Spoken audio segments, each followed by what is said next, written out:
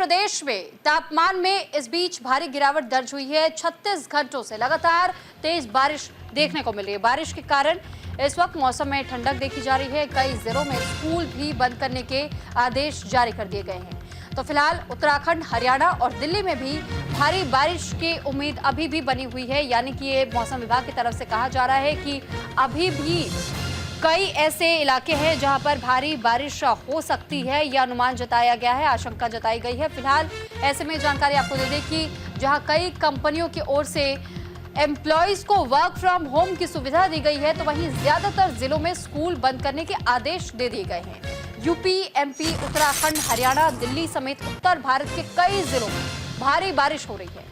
Delhi NCR में तो मंगलवार शाम से लगातार रिमझिम बरसात से ट्रैफिक और जल भराव की समस्या भी बढ़ती चली जा रही है, क्योंकि दिल्ली एनसीआर को लेकर खासतौर पर यह कहा जाता है कि जिस तरीके से भारी बारिश होती है, महज 1 से 2 घंटे की भारी बारिश में जल भराव की स्थिति के कारण ट्रैफिक का व्यवस्था पूरी तरह चरमराई हुई नजर आती है। क्योंकि लंबा जाम जहां एक और देखने को मिलता है, तो ऐसे में सड़कों के गड्ढे भी नजर नहीं आते और कई हादसे होने के डर रहते हैं, जिस वजह से जो गाड़ियों का जो एक रफ्तार होती है, जो गाड़ियों की रफ्तार होती है, वो भी कहीं ना कहीं थमती हुई नजर आती है। यानी रेंगने को मजबूर हो जाती है सड़कों पर, और यही कारण है जिस वजह से लंबे जाम से होकर के हर किसी को गुजरना पड़ता है।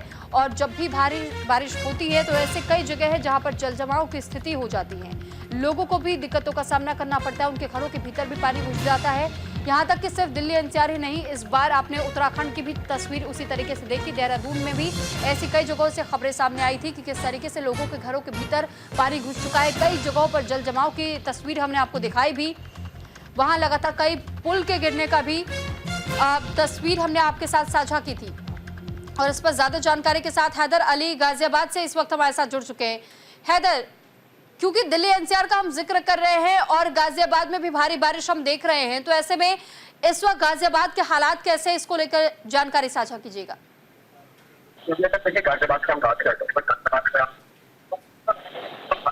खासकर लोग कहते थे कि अक्टूबर में ये मौसम हुआ करता था, लेकिन इस बार ये मौसम खासकर भी सितंबर में देखने के लिए मिल रहा है। अगर बात करें टेम्परेचर की, तो टेम्परेचर आज अभी जिस वक्त 27 डिग्री सेल्सियस से 31 और 24 के बीच में अनुमान जारी किया गया था।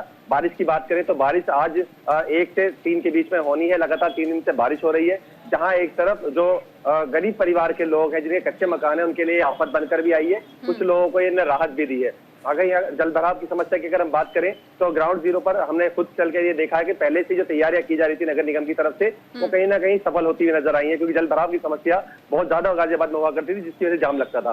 वहीं अगर हम बात करें हाईवे, गाजियाबाद से जो सटे हुए हाईवे हैं जो दिल्ली या मेरठ को जोड़ते हैं आपस में, उससे जो सर्विस रोड है वहां पर लगातार पानी जो है वो भर जाता है, क्योंकि निकासी का उसमें इंतजाम कुछ नहीं है हाईवे पे, इसकी वजह से जाम वहां पर लग जाता है, खासकर सर्विस रोड है।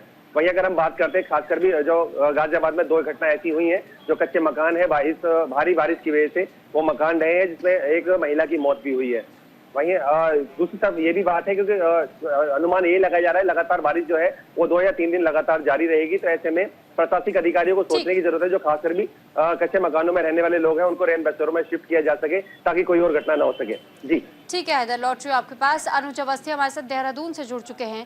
अनुज, गाजियाबाद की स्थिति तो हमने जान ली और साथ ही हैदर ने यह भी जानकारी दी कि किस तरीके से वहां पर नगर निगम की ओर से काम किया गया है, लेकिन देहरादून के अगर हालातों की बात करें तो वहां पर इस वक्त स्थिति कैसी है?